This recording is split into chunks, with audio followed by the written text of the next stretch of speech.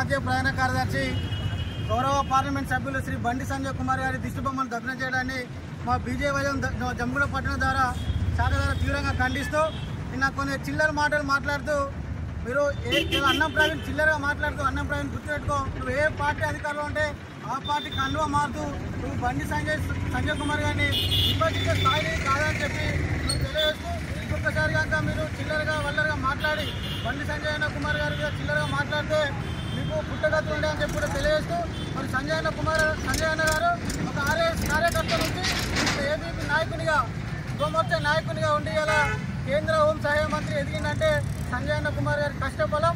ఇలా ఒక కార్యకర్త ఎదిగిందంటే అది గొప్పతనం అని చెప్పి మేము భావిస్తూ మీ కాంగ్రెస్ పార్టీ నాయకులారా మీరు తెలుసుకోవాలి, కేంద్ర ప్రభుత్వం రాష్ట్రానికి ఎంత నిధులు ఇస్తుందో మీరు తెలుసుకోక చిల్లరగా మాట్లాడితే సహించేది లేదని చెప్పి కూడా మేము తెలియజేస్తూ ఇంకొకసారి కనుక చిల్లరగా ఇట్లా సంజయ్ అన్న మీద కనుక ఏమైనా చెవాకులు పేలిస్తే ఖబర్దార్ అని చెప్పి హెచ్చరిస్తున్నాం.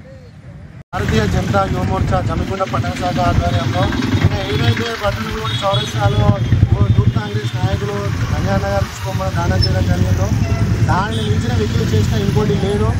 ఈరోజు కేంద్ర ప్రభుత్వానికి మా యువమోర్చా తరఫున ధన్యవాదాలు తెలియజేస్తున్నాము. సుదీర్ఘ పోరాటం చేసినటువంటి 30 సంవత్సరాల నుంచి జాతీయ హక్కుల కోసం పోరాడిన మందకృష్ణ మాదిగ గారికి ఏదైతే పద్మశ్రీ అవార్డును కేంద్ర ప్రభుత్వం ప్రకటించిందో దానికి హర్షం వ్యక్తం చేస్తూ ఈ రోజు వీళ్ళు మాట్లాడుతున్న గద్దర్ మీద కేసులు పెట్టి గద్దర్ గారిని ఇబ్బంది పెట్టిందే కాంగ్రెస్ ప్రభుత్వం, ఆయనను యాంటీ టెర్రరిస్ట్గా ప్రొటెక్ట్ చేసిందే కాంగ్రెస్ ప్రభుత్వం. ఎవరికైనా ఆధారం లేకుండా ఉన్నాయా? 2005లో రాజశేఖర రెడ్డి ప్రభుత్వంలో గద్దర్ గారి మీద ఉపా కేసు పెట్టింది ఎవరు? మీకు తెలియదా? ఈరోజు మీ పార్టీలో చేరారని చెప్పేసి కేవలం రాజకీయ లబ్ధి కోసం కాంగ్రెస్ ప్రభుత్వం ప్రవేశపెట్టిన 6 గ్యారంటీలను ప్రజలు మర్చిపోవాలని చెప్పేసి వాటి అమలులో ప్రభుత్వం వైఫల్యం చెందింది కాబట్టి దాన్ని మర్చిపోవాలని ఈరోజు గద్దర్ న్యాయాన్ని తెర మీద తీసుకొచ్చి ప్రజలలో ఒక గందరగోళం సృష్టించే ప్రయత్నం చేస్తున్న కాంగ్రెస్ పార్టీ గుండాలారా గుర్తుపెట్టుకోండి, మా బీజేపీ పార్టీ అనేది క్రమశిక్షణతో కూడిన పార్టీ. వేరే పార్టీలకు పోయి ఎక్కడ అధికారం ఉంటే అక్కడికి వెళ్ళి మాట్లాడే నాయకులు ఉన్నారు మా దాంట్లో.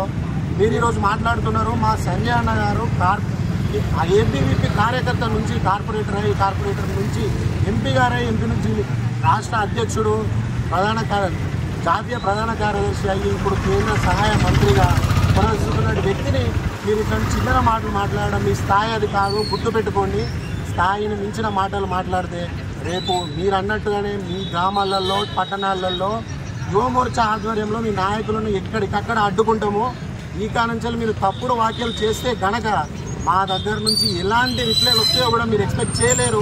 అంత దారుణమైన పరిణామాలు ఉంటాయి. గుర్తుపెట్టుకోండి కాంగ్రెస్ నాయకులారా, ఈరోజు మీకు దమ్ముంటే కేంద్ర ప్రభుత్వం యొక్క వాటా ఎంత అనేది మీరు శ్వేతపత్రం రిలీజ్ చేయండి. రిలీజ్ చేసి మాట్లాడేటప్పుడు కేంద్ర ప్రభుత్వం నుంచి మాకేం నిధులు రావట్లేదు మేము ఎందుకు పెట్టాలని అప్పుడు మాట్లాడండి. తన అధికార దాహం కోసం భారతదేశంలో ఎమర్జెన్సీని విధించి రాజ్యాంగ వ్యవస్థనే అతలాకుతలం చేసినటువంటి వ్యక్తి ఇందిరాగాంధీ. ఆమె గురించి మీరు ఇవాళ ఆమె దైవదూతగా మీరు మాట్లాడుతున్నారు. ఈరోజు భారతదేశం మొత్తం ప్రపంచ దేశాలు మన వైపు చూస్తున్నాయంటే దానికి కారణం ప్రధాని నరేంద్ర మోడీ గారు. అది గుర్తుపెట్టుకోవాలి మీరు. బరాబర్ రేషన్ బియ్యం ఇస్తుంది మేము, కేంద్ర ప్రభుత్వం ఇస్తుంది రేషన్ బియ్యం. దానికి సంబంధించిన వివరాలు మీరు చెప్పడానికి మీకు ఎందుకు అంత నోటి గురించి మీరు ఓపెన్గా మాట్లాడాలి కదా దాని గురించి. ఈరోజు అవన్నీ ఎక్కడ అడుగుతారు? మీరు జనవరి 21 రైతు ఖాతాలలో రైతు బంధు పడతాయని చెప్పారు, టకా మెసేజ్ వస్తాయని చెప్పారు. ఏది నిరుద్యోగ వృత్తి ఏది?